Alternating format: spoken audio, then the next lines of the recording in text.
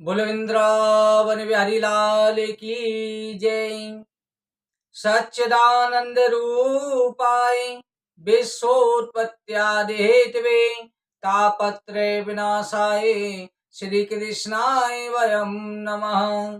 कांति सीतामृषित निंदित सारिदेन्दु यत्रे गतो विलसिता मसितांग शोभाम् बिन्द्रावने प्रकृतया मुनिगांग संगम राधा मुकुंद युगलम तदेयम नमामि। बोलो हरिवंश महापुराण की जय। श्री सूजी महाराज कहते हैं कि ऋषिवरों, वैशंपायन ऋषि कहने लगे कि हे राजन, भगवान श्री हरि नारायण के अनेक अवतार होते हैं।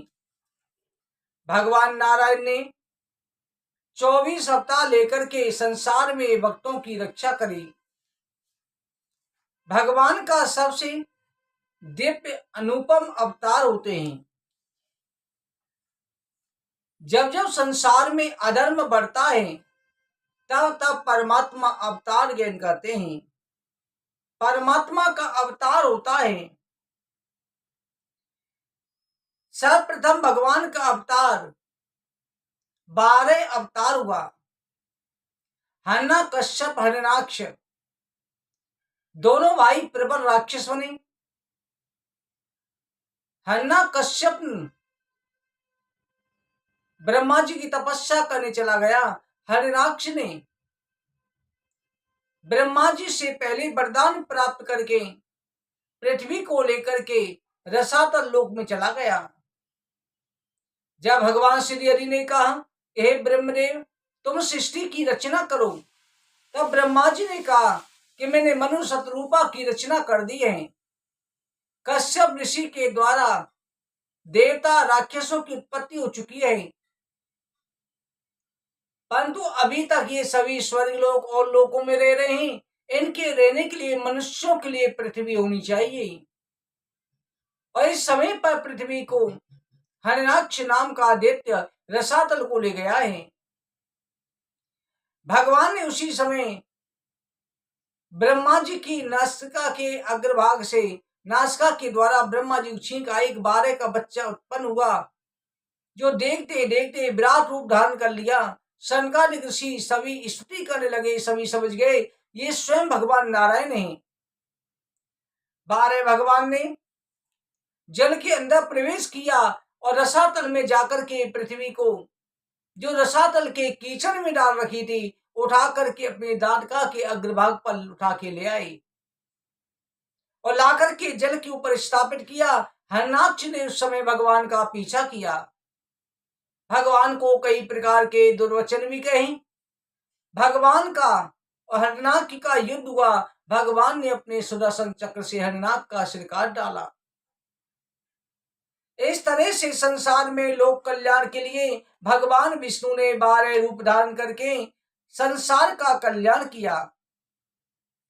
हिरण्याकश्यप को पता चला कि मेरे भाई का वध देवताओं के कहने पर विष्णु ने कर दिया है, तो विष्णु भगवान से शत्रुता रखता हुआ उसने 11,000 वर्ष तक ब्रह्मा जी की कठिन तपस्या करी।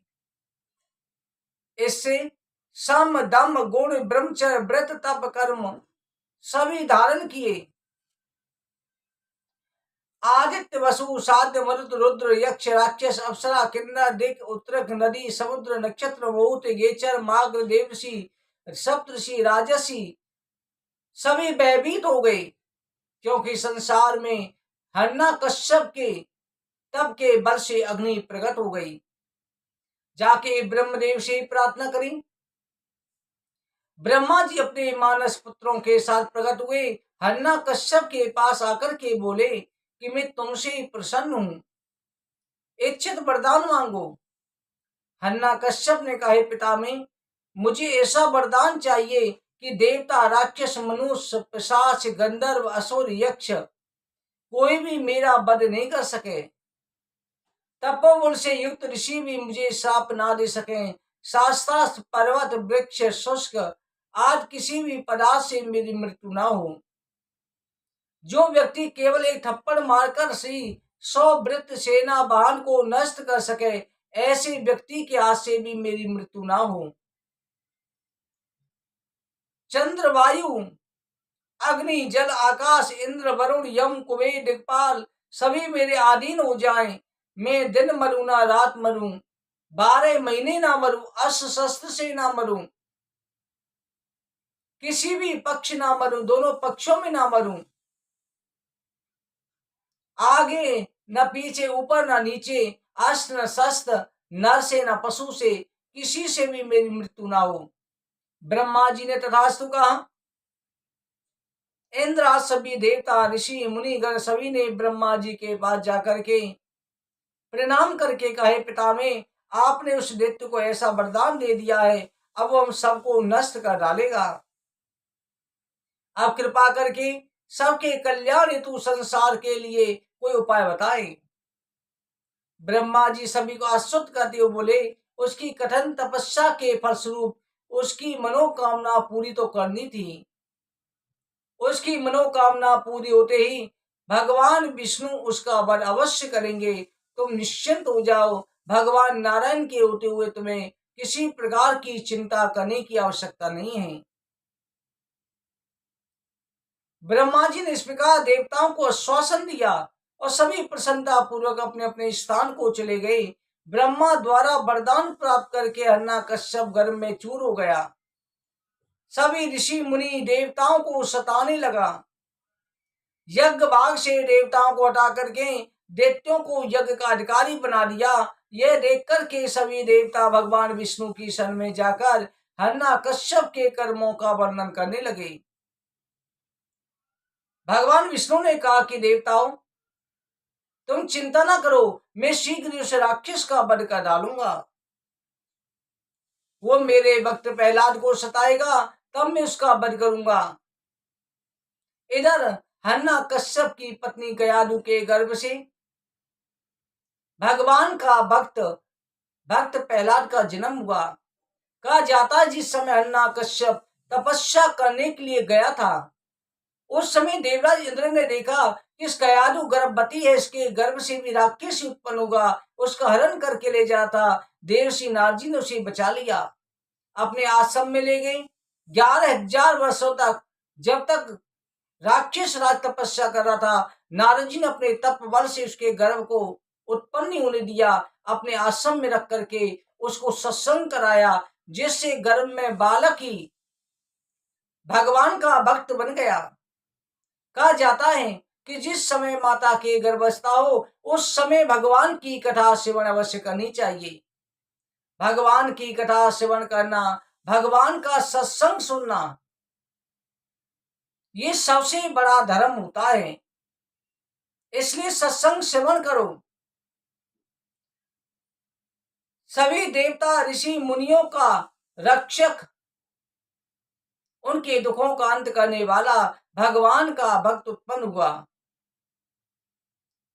भगवान विष्णु की भक्ति करता हिरण्यकश्यप ने कई बार रोका, पुत्र, सबसे बड़ा भगवान मैं हूं, तुम नारायण की भक्ति क्यों करते हो? नारायण मेरा शत्रु है।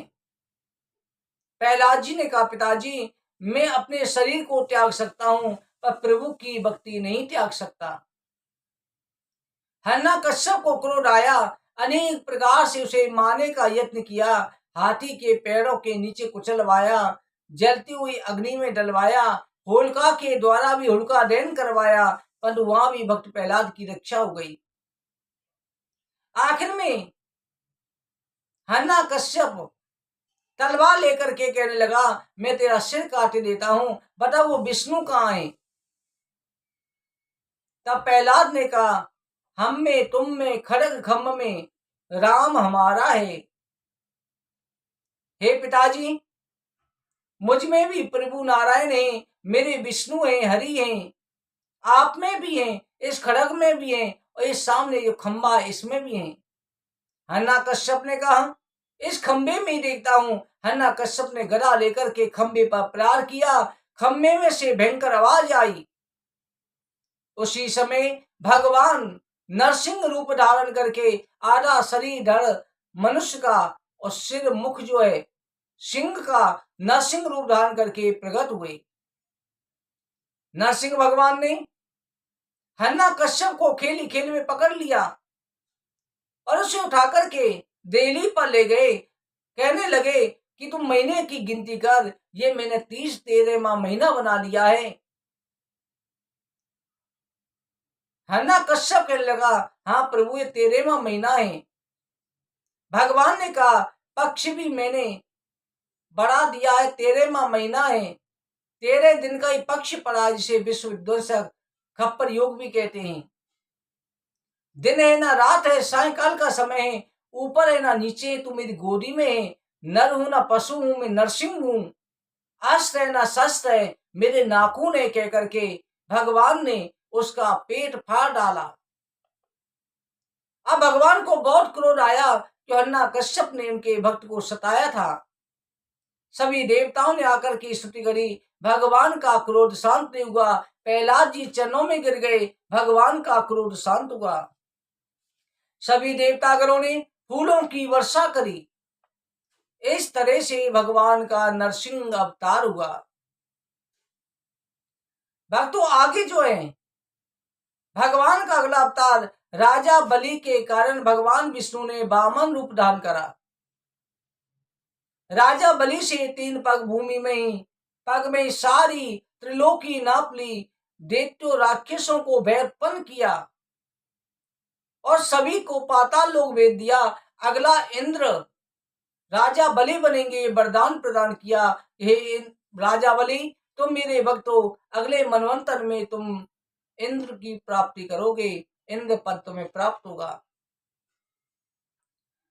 इस तरह से भगवान ने आगे अवतार दत्तात्रेय अवतार लिया। जब वेदोक्त कर्म का लोप हो गया, चारों वर्णों के मनुष्यों के विचार संकीर्ण हो गए, अधर्म का बोलबाला हो गया, सत्य का कोई प्रभाव नहीं रहा, तभी भगवान दत्तात्रेय ने अवतार ग्रहण करके पृथ्वी पर धर्म यज्ञ अनुष्ठान विचार विस्तार चारों आश्रम को विस्तृत किया। कीर्तिवीर को दत्तात्रेय ने वरदान दिया कि समय समय पर तुम्हारे दोनों हाथ सैकड़ों हाथ हो जाएंगे, तुम पृथ्वी का धर्म पूर्वक पालन करो, शत्रु तुम्हारा सामना नहीं कर सकेंगे। फिर आगे भगवान का परशुराम अवतार हुआ। भगवान परशुराम अवतार लेकर के उस कांतवीर सहस्त्रार्जुन, जिसको वरदान दत्तात्रेय के रूप में दिया, वो अधर्मी हो गया था, उसने सारी पृथ्वी को जीत लिया था। भगवान परशुराम ने उसके असंख्य भुजाओं को काट डाला, उसके कुल का नाश कर दिया, क्योंकि सभी अधर्मी हो गए थे, पापी हो गए थे, उन्हें शक्ति का अभिमान हो गया था। आगे भगवान ने त्रेता युग में राम अवतार लिया। राम अवतार लेकर के विश्वामित्र के साथ जाकर के उनका यज्ञ पूर्ण कराया, रावण का वध किया। 11,000 वर्ष तक भगवान ने राज्य किया। श्री रामचंद्र की कथा विस्तार से भागवत में और रामायण में आती है।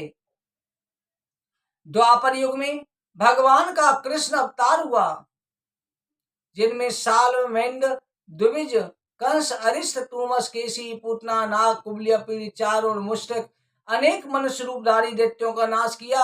1200 यवन राज नरकासुर दुष्ट राक्षस राजाओं का संहार किया। भगवान का व्यास अवतार भी हुआ, जिन्होंने एक वेद को 4 वेदों में विभाजित किया, वेद शास्त्रों की रचना करी। और कलयुग में भगवान का कल की अवतार होगा। भगवान को दशावतार मुख्य माने जाते हैं, जो पूर्ण अवतार हैं। ये संबल ग्राम में विष्णु यश नामक ब्राह्मण के घर कल की नाम से भगवान अवतार लेंगे। क्षणकवादी बौद्धों को पहले शास्त्रार्थ में पराजित करके फिर शस्त्र से पराजित करेंगे। तत्पश्चात गंगा यमुना के मध्य देश में स्थित होकर शेष कार्यों को संपन्न करेंगे, क्योंकि कुछ लोग कलयुग में बहुत ज्यादा पाखंड फैल जाएगा, उस पाखंड का नाश करेंगे।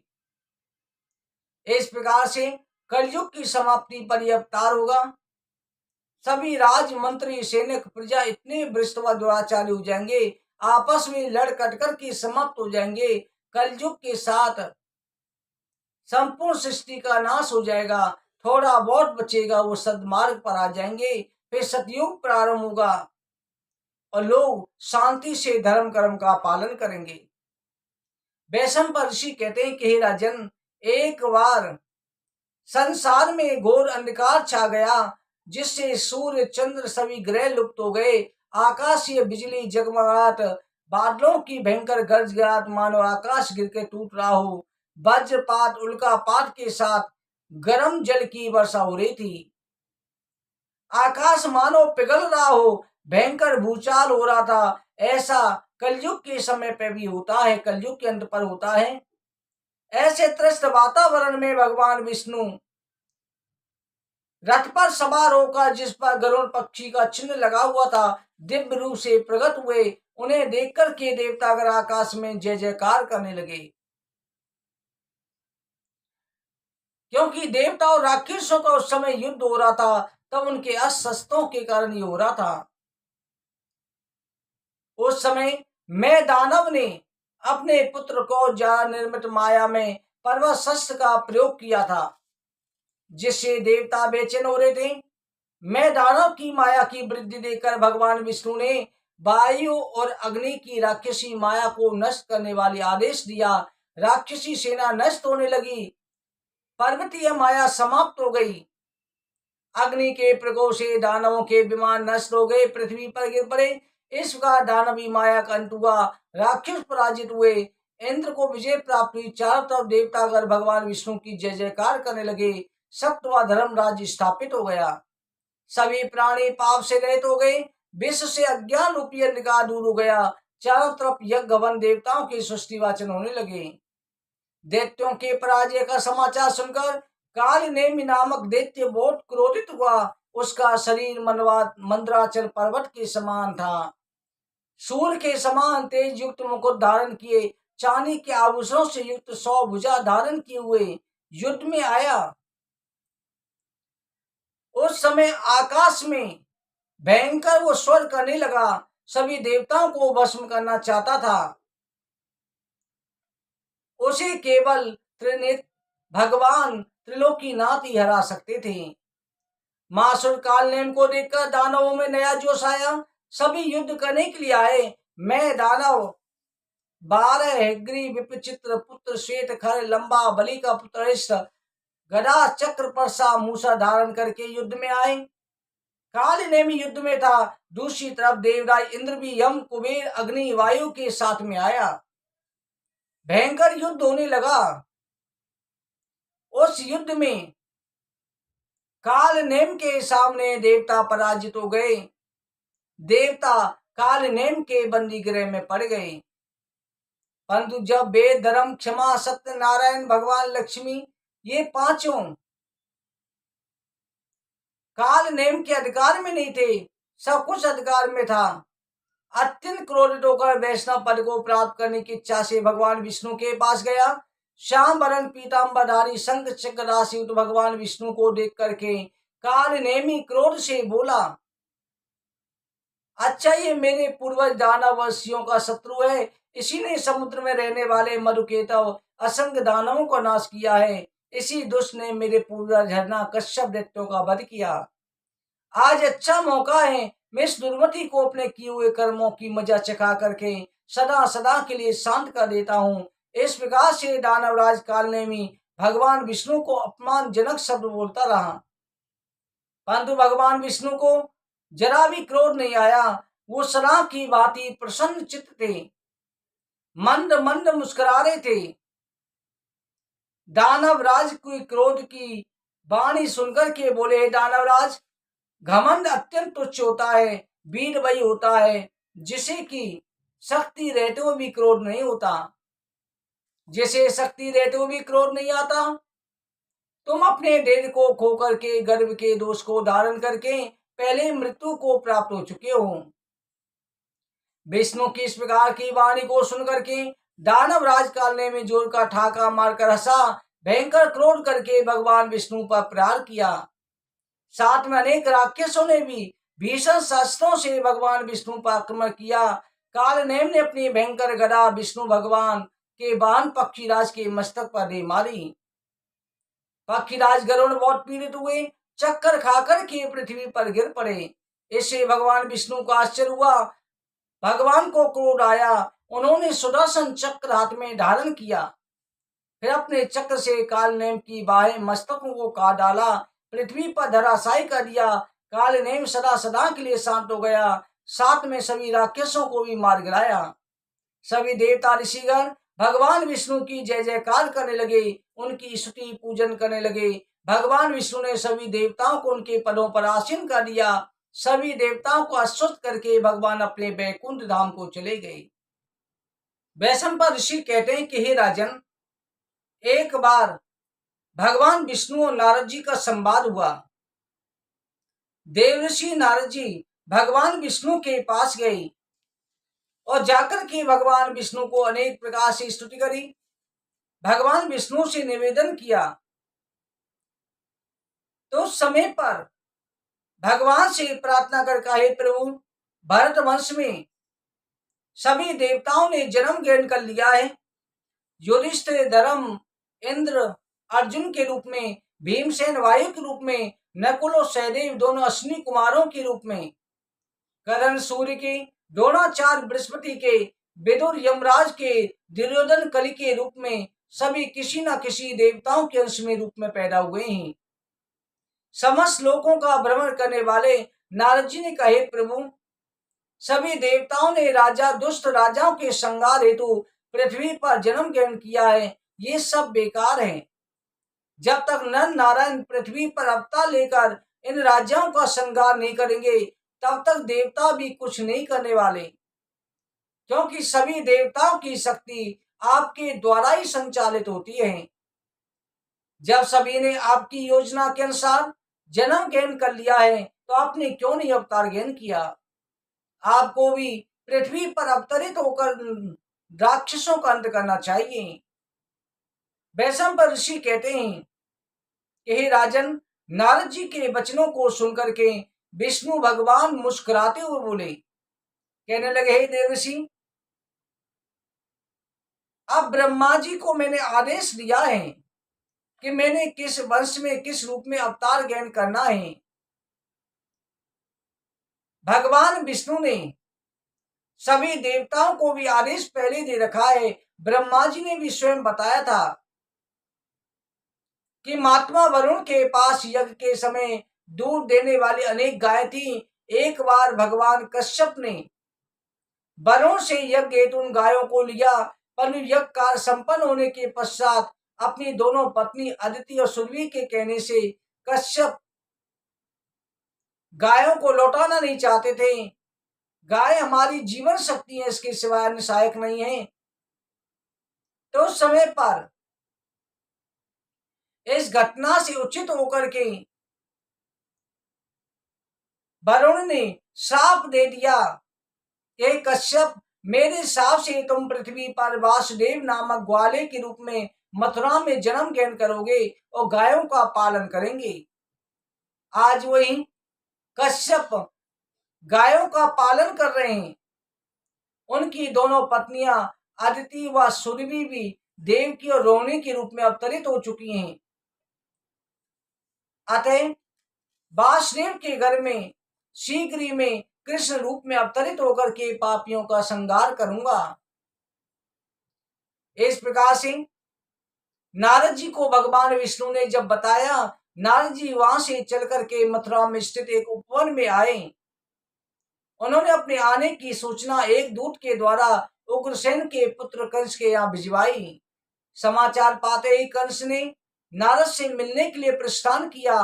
नियत स्थान पर पहुंचकर कंस ने अग्नि के समान तेजोमय शरीर धारण किए हुए पवित्र आत्मा सूर्य के समान चमकने वाले ब्रह्म ऋषि नारद जी के दर्शन किए। नारद जी को झुककर के दंडवत प्रणाम किया, विधिवत पूजा अर्चना करी, सुंदर आसन पर बैठने का निवेदन किया। एक नारद जी ऐसे हैं जिनका देवता ऋषि मुनि सभी स्वागत करते हैं। नारद जी ने कहा कि हे कंस, हे वीर, तुमने मेरा स्वागत किया, मैं तुम पर प्रसन्न हूं। मैं तुम्हारे हित की बातें करता हूं, उसे ध्यान पूर्वक सुनो। मैं ब्रह्मलोक आदि का भ्रमण करता हुआ सुमेरु पर्वत पर स्थित देव सभा में गया। मैंने देखा कि ब्रह्मा जी सभी देवताओं से मंत्रणा कर रहे हैं। वो सब तुम्हें बता रहा हूं। वो लोग तुम्हारे अनुयायियों के साथ तुम्हारा वध करने की योजना बना रहे हैं। तुम्हारी बहन देवकी का आत्मा पुत्र तुम्हारा प्राण घातक सिद्ध होगा, जिसकी तुम्हें आकाशवाणी भी हो चुकी है। भगवान विष्णु ही तुम्हारा वध करेंगे। उन्होंने तुम्हारे पूर्व जन्म में भी तुम्हारा वध किया था। तुम सावधान होकर के देवकी के गर्भ को नष्ट करने का यत्न किस प्रकार से करना है वो कार्य करो, क्योंकि नारद जी जानते थे जब तक कंस पाप ज्यादा नहीं करेगा तब तक इसका अंत नहीं होगा, भगवान का अवतार नहीं होगा। कंस नारद की बातों को सुनकर हंसता रहा, बोला कि मेरे बल पुरुष के आगे सामने खड़े होने की किसकी शक्ति है। मैं यदि मैं चाहूं तो पल भर में ही सारे मनुष्य पशु पक्षियों अन्य प्राणियों को नष्ट कर दूं। फिर भी उसने सावधानी के रूप में हयग्रीव, केसी, प्रलंब, धेनुकासुर, अरिष्टासुर, वृषभासुर, पूतना, काली को निर्देश भेजा था कि पृथ्वी पर भय मुक्त होकर विचरण करें, जो भी मेरा शत्रु मिले उसका वध कर दें। हयग्रीव व केश नामक गण को देवकी के गर्भस्थ बालकों का ध्यान रखने का आदेश दिया। अपनी सभासदों से बोला, नारद जी एक दूसरे से झगड़ा कराने में चतुर हैं, उनको उसी में बड़ा आनंद आता है, फिर भी हमें अपने शत्रु से सावधान रहना चाहिए। कंस ने अपनी बहन देवकी का विवाह वसुदेव जी के साथ में किया था। तब उस समय आकाशवाणी हुई थी कि कंस, इसी देवकी की आठवीं संतान तेरा वध करेगी। तब से कंस ने देवकी वसुदेव को कारागार में डाल रखा था। क्रोध व भय से युक्त होकर के कंस अपने शत्रुओं को ढूंढ ढूंढ करके वध कर डालता था। इस तरह से भगवान विष्णु भी कंस द्वारा देवकी के गर्भ नष्ट करने की योजना जान गए थे। उन्होंने विचार किया कि देवकी के सातों गर्भ नष्ट कर देगा, हमें देवकी के आठवें गर्भ में जन्म लेकर अपना कार्य पूरा करना है। इसी मध्य भगवान विष्णु को याद आया, दानव राज काल नेम के 6 पुत्र पाताल में रहते हैं, जो मान तपस्वी अमृत पान का दीर्घायु हैं।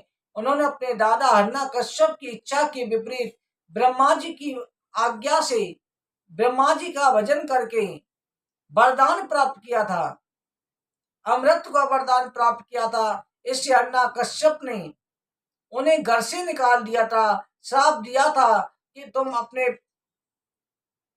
अपने माता पिता के द्वारा ही वध को प्राप्त होंगे। वो काल नेमी के पुत्र थे, तो इसलिए श्राप को पूरा करने के लिए काल नेम का अवतार कंस है। देवकी के द्वारा वो 6 पुत्र जन्म ग्रहण करें और कंस के द्वारा उनकी मृत्यु हो, तो वो श्राप भी सत्य हो जाएगा, और जो अमृत है उन्हें अमृत की प्राप्ति भी हो जाएगी, उनकी आत्मा नष्ट नहीं होगी। भगवान विष्णु शीघ्र भूतल लोक पहुंचे। काल नेम के 6 पुत्र जल सैया पर निश्चित होकर सोए थे। भगवान विष्णु ने अपनी योग शक्ति के द्वारा उनके प्राणों को लेकर निद्रा देवी को आदेश दिया, उन्हें देवकी के गर्भ में स्थापित करें। योग माया ने ऐसा ही किया। 6 असुरों ने देवकी के गर्भ से जन्म लिया। कंस ने सभी को मार डाला। 7वें गर्भ में स्वयं संकर्षण भगवान पधारे। भगवान ने कहा, ये मेरा बड़ा भाई होगा। 7वें माह में वो देवकी के गर्भ में परिवर्तित होकर के वहां से संकर्षण करके रोहिणी के गर्भ में स्थापित कर दिया, इसलिए उसका नाम संकर्षण पड़ा। 8वें गर्भ के रूप में भगवान भादों के महीने में शुक्ल पक्ष अष्टमी तिथि कृष्ण पक्ष में भाद्रपद कृष्ण पक्ष अष्टमी तिथि के दिन बुधवार रोहिणी नक्षत्र में भगवान ने अवतार लिया।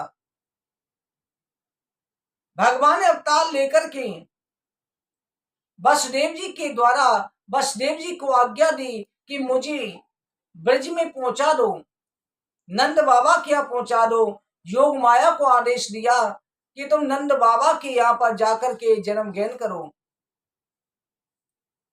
योग माया ने वहां पर कन्या रूप में अवतार लिया। वसुदेव जी भगवान बाल कृष्ण को लेकर के नंद बाबा के यहाँ पहुंचे। यशोदा मैया की बगल में भगवान को लिटा दिया और वहां से योग माया को लेकर के आ गए। कंस ने देखा कि देवकी की 8वीं संतान कन्या हुई है। कंस ने लेकर के उसे अपने हाथों में ले लिया। देवकी ने कहा, भाई ये तो कन्या है। कंस ने कहा ये तो दुर्गा भी बन सकती है। इसलिए कंस ने जैसे ही पटका, आकाश में उड़ गई, अष्टभुजी देवी के रूप में प्रकट हुई और हंसती हुई कहने लगी, अरे मूर्ख कंस, तू मेरा वध करने के लिए पृथ्वी पर पटका, तू मेरा वध क्या करेगा? तुझे मारने वाला इस पृथ्वी पर प्रकट हो चुका है। उस कन्या के चले जाने पर कंस बड़ा भयभीत हुआ, देवकी से बोला, बहन, मैंने अपनी मृत्यु के भय से तुम्हारे अनेक पुत्रों को मार डाला, परंतु ज्ञात होता है मेरी मृत्यु का कारण कोई दूसरा है। देवताओं ने मुझे यहाँ पर उलझा दिया, मैं देवताओं की माया में फंस गया। जो भाग्य में लिखा होता है वही होता है। हे बहन, तुम पुत्र वध का संताप त्याग दो। अब तुम यही समझो कि विधि के विधान के कारण मैंने ऐसा दुष्कर्म कर्म किया है। मैं तो इस कार्य को करने में निमित्त मात्र हूँ। समय ही मनुष्य का भयंकर शत्रु है, यही उसका विनाश करने वाला है। अतः तुम अपने पुत्रों की चिंता त्याग करके शोकपूर्ण रुदन बंद करना चाहिए, क्योंकि मनुष्यों की गति ऐसी होती है, वो काल पर विजय प्राप्त नहीं कर सकता। मैंने आप दोनों के साथ घोर अपराध किया है। कंस जो है क्षमा याचना करने लगा। देव की भी कंस पर करुणा करके बोली, उठो, समय के अनुसार सब कुछ होता है, विधि के नियम से ऐसा होता है। वास्तव में मनुष्य कुछ नहीं कर सकता, सब कार्य ईश्वर आदि नहीं, मनुष्य तो एक निमित्त मात्र होता है। तुम ये भूल जाना मैंने तुम पर क्रोध किया है। इधर वसुदेव जी की दूसरी पत्नी रोहिणी के गर्भ से बलराम जी का जन्म हुआ। भगवान श्री कृष्ण के नंदोत्सव पर सभी ब्रज में बड़ी धूमधाम से नंदोत्सव मनाया गया। नंदोत्सव में सभी ब्रजवासी प्रसन्न होकर के नंद बाबा को बधाई देने लगे। वृंदावन में सभी गोप ग्वाल निवास करते थे। नाचा वृंदावने कार्यो गवाम गोसा कथंचन वेतव्यम तत्र वसता केशना पाप दर्शन। ब्रज में नंद बाबा, यशोदा मैया, गायों के 9 लाख गाय नंद बाबा की यहाँ पर थी। ब्रज के राजा थे। ब्रज में रहते सभी ब्रजवासी नंद बाबा को बहुत प्रेम करते हैं। कन्हैया का जन्म होने के बाद सभी ब्रजवासियों ने बड़ी प्रसन्नता के साथ नंदोत्सव मनाया। भगवान श्री कृष्ण का, बलराम का गर्गाचार्य जी ने आकर के नामकरण संस्कार कर दिया था। भगवान की छठी का पूजन होने लगा। छठी पूजन के दिन माता यशोदा श्री कृष्ण को छकड़े के नीचे लिटा करके यमुना जी में स्नान करने चली गई। श्री कृष्ण जी जाग गए, रुदन करने लगे, स्तनपान करने की इच्छा जागृत हो गई, हाथ पैर चलाने लगे। उसी समय पर कंस का भेजा हुआ शक्तासुर नाम का राक्षस आकर के गाड़ी के ऊपर बैठ गया, छकड़े के ऊपर बैठ के गाड़ी को दबाने लगा। भगवान ने धीरे से पैर ऊपर की तरफ मारा, गाड़ी पलट गई। राक्षस गाड़ी के नीचे दब करके मृत्यु को प्राप्त हो गया। उसी समय सभी ब्रजवासी दौड़ करके आए, नंद बाबा दौड़ करके आए, यशोदा मैया उस समय स्नान करके आ गई थी। जैसे ही देखा सभी को बड़ी चिंता हुई, ये पलटा कैसे? आज नारायण ने हमारे लाला की रक्षा करी है। वहां पर जो बच्चे खेल रहे थे, बच्चे कहने लगे, मैया बाबा, आपके लाला ने अपनो पैर लंबो करो और छकड़े को पलट दियो। पर किसी को विश्वास नहीं हुआ कि छोटा सा लाला ऐसा कर सकता है। सभी बच्चों को झूठा मारने लगे। नंद बाबा ने ब्राह्मणों को बुलाया, लाला के हाथ से दान करवाया। इधर कंस ने पूतना नाम की राक्षसी को भेजा। पूतना जो है 16 वर्षीय गोपी का रूप धारण करके भगवान कृष्ण की सोचने लगी, नंद बाबा की यहाँ जो लाला हुआ है उसी ने शक्तासुर का वध किया है, अवश्य वही मेरे भाई कंस का काल है। सीधी वहीं पर नंदोत्सव में पहुंची, जहां पर भगवान की जन्म के उपलक्ष्य में, नामकरण संस्कार के उपलक्ष्य में महोत्सव हो रहा था। भगवान अभी 10 दिन के हुए थे, क्योंकि नंदोत्सव नित्य प्रति मनाया जा रहा था। भगवान का जन्म हुआ तब से ब्रजवासी रोज नंदोत्सव मनाते थे। पूतना ने 16 श्रृंगार की हुए अप्सरा के समान सुंदर रूप धारण कर रखा था। एक हाथ में कमल ले रखा था, किसी ने उसे रोका नहीं। सीधी नंद भवन में पहुंच गई। सभी को ऐसा लगा स्वयं लक्ष्मी जी आई हैं। जाकर के यशोदा मैया के सामने बैठ गई। यशोदा मैया से कहने लगी, मैया मैं मथुरा की ब्राह्मणी हूँ, मेरे पति की तपस्या से मुझे वरदान प्राप्त है। किसी बच्चे को मैं आशीर्वाद देती हूँ, दीर्घायु हो जाता है। अगर उसे स्तनपान कराती हूँ तो उसके सभी कष्टों का अंत हो जाता है। कोई उसका शत्रु भी बिगाड़ नहीं सकता, वो लंबी उम्र तक जीता है। यशोदा मैया ने लाला को पूतना की गोदी में दे दिया। पूतना लेकर के दूध पिलाने लगी। पूतना ने अपने स्तनों में विष लगा रखा था। यशोदायात में जाते हैं नन्द गोप सबांधवः कंसाद्वयं चकारोग्रम विस्मया सा जगासः। स्तनों में दूध लगा रखा, दूध के अंदर विष लगा रखा था। विष दूध के साथ पिलाने लगी। भगवान ने देखा कि ये पूतना राक्षसी है, ये माँ की तरह मुझे प्यार करके दूध पिला रही है। भगवान ने सोचा कि इसे माता की मुक्ति देनी चाहिए। ये पिछले जन्म में राजा बलि जो मेरा भक्त है उसकी पुत्री थी, इसका नाम रत्नावली था। जिस समय में वामन रूप धारण करके आया, इसने कहा कि ऐसा मेरा पुत्र होता, मैं इसे दूध पिलाती, कितना आनंद आता।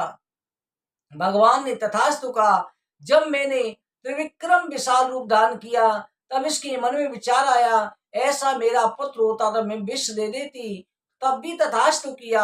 आज दोनों ही कार्य पूर्ण हो रहे हैं और माता की भावना इसने रखी, इसे माता यशोदा की समान गति प्रदान करूंगा। भगवान ने दूध के साथ विष को भी ग्रहण कर लिया और उसके प्राण खींचने प्रारंभ कर दिए।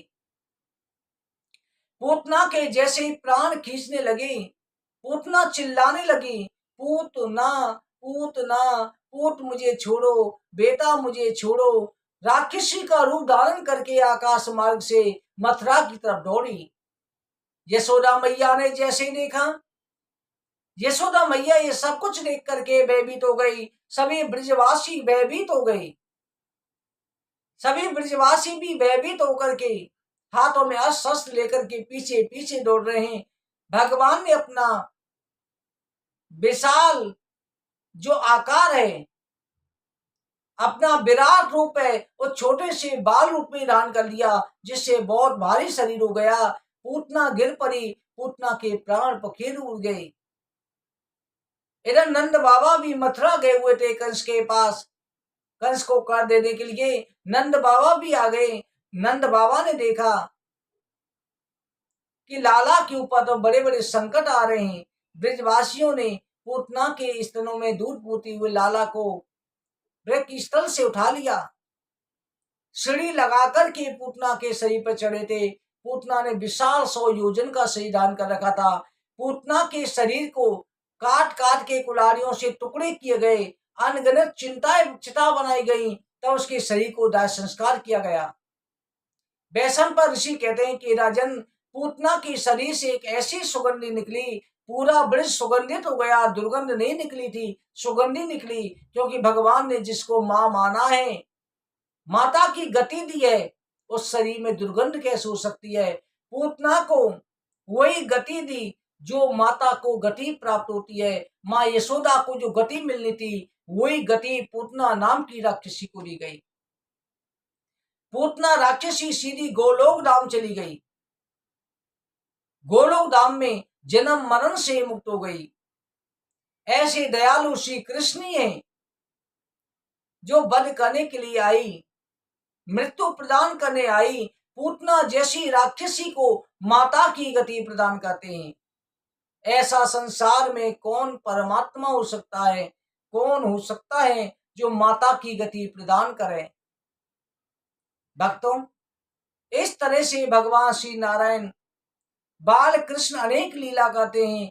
बाल कृष्ण की जो लीला है हरिवंश पुराण में संक्षिप्त रूप में सुनाई जा रही हैं, क्योंकि नव पुराण में जो छोटे रूप से विस्तार से न होके छोटे रूप से नव पुराण में कथाएं सुनाई जाएंगी। इसके साथ हरिवंश पुराण की इस नव पुराण की कथा सुनने से भक्तों की मनोकामना निश्चित रूप से पूरी हो जाती है। बांके बिहारी भक्तों के सभी संकट दूर करते हैं।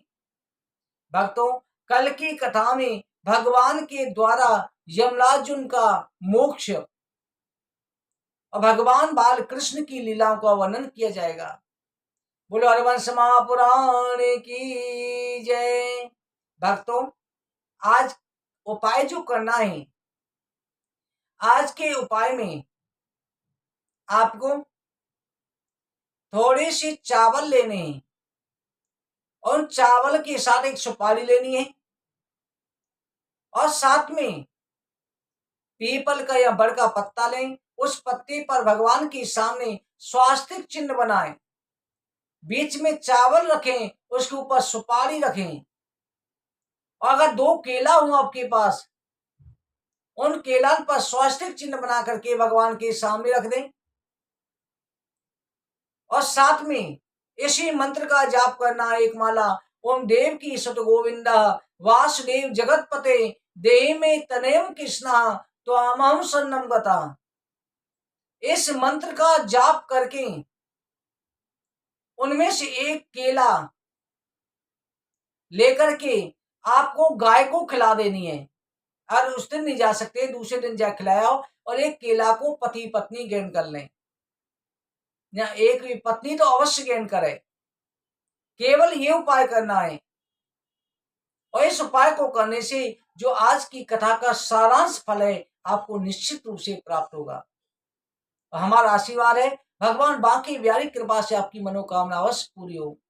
बोल हरिवंश महापुराण की जय। वृंदावन बिहारी लाल की